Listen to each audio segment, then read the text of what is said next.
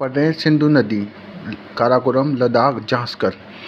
लद्दाख जब तिब्बत में जाता है तो कैलाश पर्वत से बोकलचू ग्लेशियर, मतलब सिंधु है ना बखर गया, तो कहाँ से? बोकलचू ग्लेशियर। ये देखो काराकोरम, लद्दाख, जांस्कर।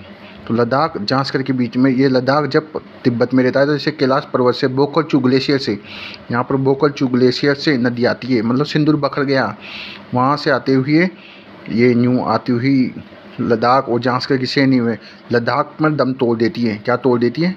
दम। तो दम चौक लद्दाख में आ जाती है। और तिब्बत में इस नदी का नाम है शेरमुख या शेरमुख। तिब्बत में इसका नाम है शेरमुख या सिंगी ख्वाब है तिब्बत में इसका नाम।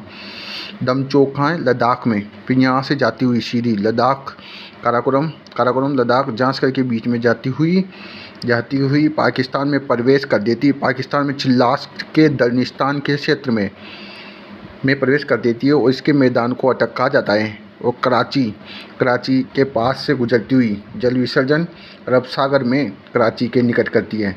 2880 किलोमीटर और भारत में 1114 हिमालय की सबसे पश्चिमी नदी है ये सिंधु।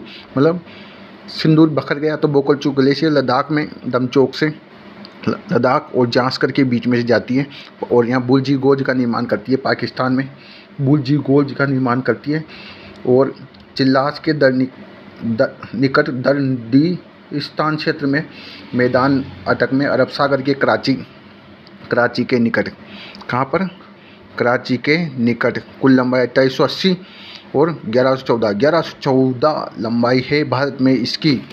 और पीओके में भारत का सबसे गहरा पीओके भारत का सबसे गहरे बुलजी गोल्ज का निर्माण करती है। भारत के सबसे बुरी बुलजी गोल्ज कहाँ पर है? पीओके में, जो कि सिंधु नदी का निर्माण करती है। हिमालय की पश्चिमी नदी है। समझ में आ गया? सिंदूर बखर गया मतलब बोकलचू ग्लेशियर से उत्पन्न हुई। यहाँ से बोकलचू ग्लेशियर से जो जाती है फिर दमचौक मतलब लद्दाख में दम तोड़ देती है। लद्दाख से जाती हुई लद्दाख में दम तोड़ देती है तो लद्दाख में जाती है। लद्दाख से होती हुई सीधी बुलजी गोल्ज का निर्माण करती है। भारत का सबसे बड़ा जो पीओके में फिर सिंधु नदी है। यहाँ से चिल्लाती हुई चिल्ला रही है पाकिस्तान में, सिंदूर चिल्ला रहा है। दर्निस्तान क्षेत्र में जाती हुई कराची के निकट मैदान में अटक। कुल लंबाई 2880, भारत में 1114 है। 1114